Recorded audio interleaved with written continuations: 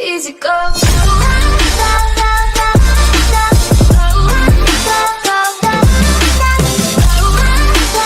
What's up YouTube, it's the MLG Apache back with another video, and today we're talking about Rainbow Six Siege, specifically my first impressions for Operation White Noise. Remember, if you do enjoy this video, make sure you like, share, and subscribe. I really appreciate it, and it really helps me out. Now first, I want to say sorry for not uploading a video yesterday. I had problems with storage, so I wasn't able to download the DLC until really late, and at that point there really wasn't a case for uploading a video, although really I was just going to upload a video saying Operation White Noise was already available, so it wasn't that big of a deal.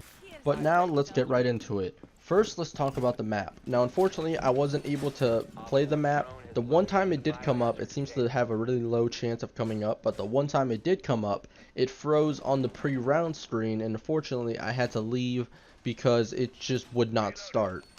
Now the map, I know, really isn't that important to you guys. Really you care about the operator, so let's start with Dokkaebi. Now Dokkaebi is exactly what we thought she was going to be. She is very overpowered, and it's mostly because of her MK14. It has ridiculous fire rate, damage, recoil, accuracy. The biggest thing is the recoil, because you can pretty much just shoot in a straight line and get easy headshots.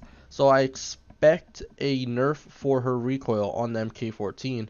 Then she also has her shotgun. Now this is the new double barrel 2-shot shotgun, which personally I think it's better than most in terms of just range and damage, which of course it should be since it only has 2 shots, and that's its biggest problem.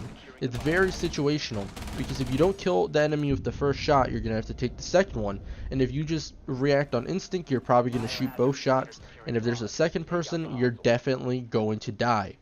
Now next is her secondaries. Now her secondaries, of course, she has the C75 and the SMG12. Now they're both really good, but the biggest advantage and why I like the SMG12 the most is because it has the ability to put a sight on it. Now the biggest thing with pistols is that you can't put a sight on them, so it's very hard to just get an easy headshot if you just want to do that.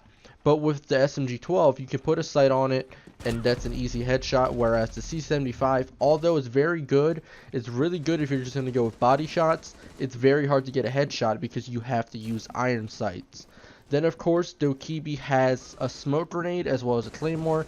Personally, I would prefer if she had a breach charge instead of a smoke grenade. That would be the perfect combo, but it's decent.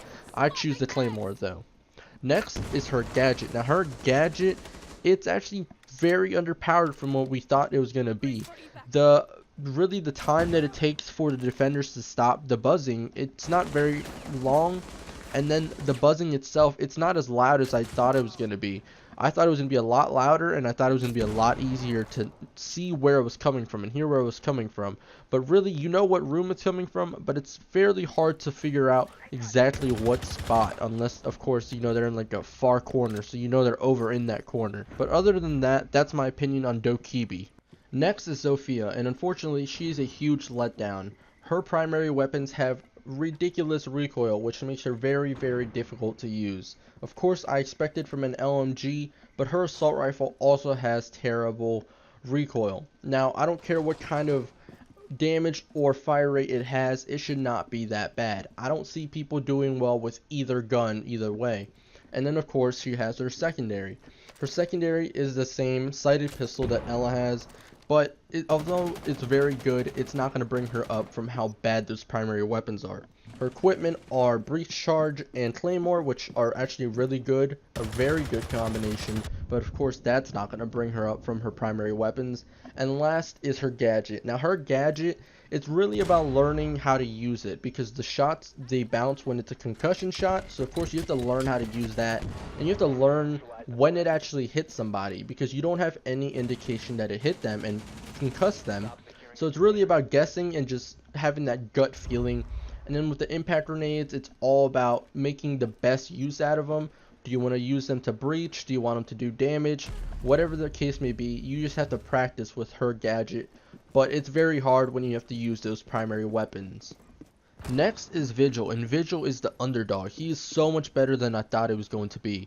First, of course, are his weapons. He has the K1A submachine gun, which is pretty much just above average. It has pretty good damage, fire rate, accuracy, recoil, all of that. It's just slightly above average, so it's not overpowered, but it's also not underpowered and weak. I love using that gun, and that's one of the reasons I have him just pretty much as the second best operator in this DLC. Of course, then he has the shotgun, which I already talked about. Good range and damage, but the 2 shots just makes it very hard to use in my opinion.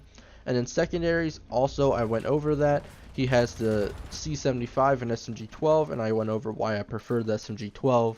And then his gadgets, of course, he has an impact and barbed wire. Of course, you can use barbed wire to know where an enemy is, slow them down. Impact to just go through areas that would normally, you'd have to go around, that type of thing. Now, his gadget was the big question mark with him.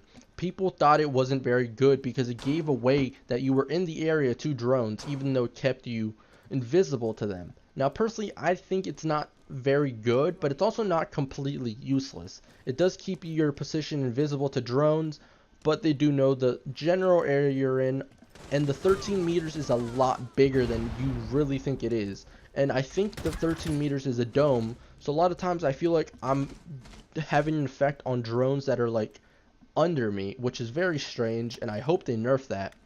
But overall, I think his gadget is actually pretty decent. It keeps you invisible to drones, so a lot of the time they're not going to know exactly where you're at, just the general area. And if they wander in that area, you have a good chance of killing them because you can expect them, since that drone, already try to search the area. And if they stop a lot of the time, as soon as they get that effect, they're about to rush in and you can just kill them easily. So in my opinion, like I said, his gadget isn't awful, but it's also not very good. Now that's just my first impressions of the new DLC. Let me know down in the comments what you think. Which operators do you like? Which operators do you hate? And if you've played the map, do you like it? Unfortunately, I haven't been able to play it, but let me know down in the comments if you do like it.